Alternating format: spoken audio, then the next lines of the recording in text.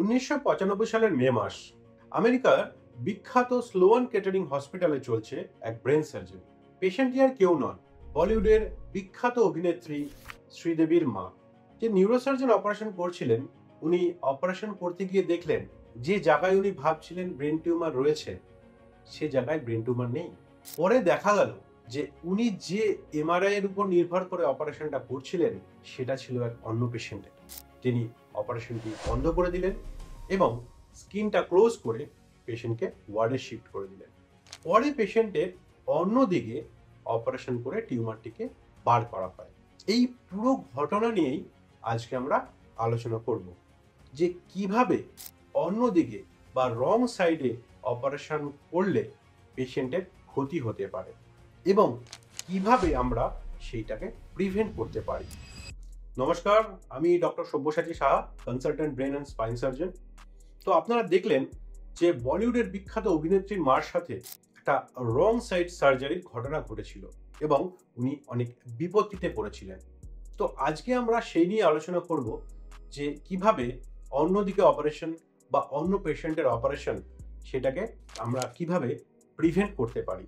2008 সালে WHO মানে world health organisation একটা সার্জিক্যাল সেফটি চেকলিস্ট এই জন্য এনেছিল যাতে এই রং সাইড সার্জারি বা রং পেশেন্টের সার্জারি প্রিভেন্ট করা যায়।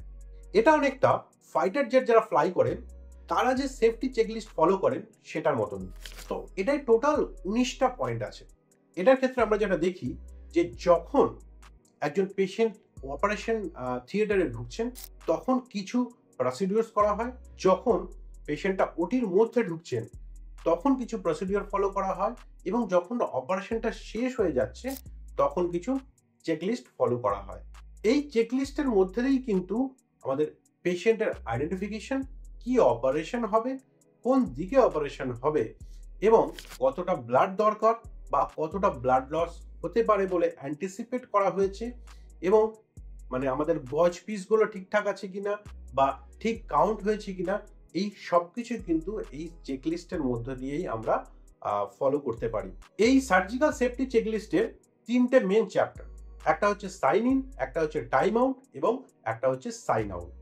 এই বিভিন্ন যে 19টা পয়েন্ট সেগুলো ফলো করলে কিন্তু এই যে এক ধরনের বিপত্তি যেটা শ্রীদেবীর মায়ের সাথে হয়েছিল সেটাকে কিন্তু আমরা অনেকাংশেই প্রিভেন্ট করতে পারি।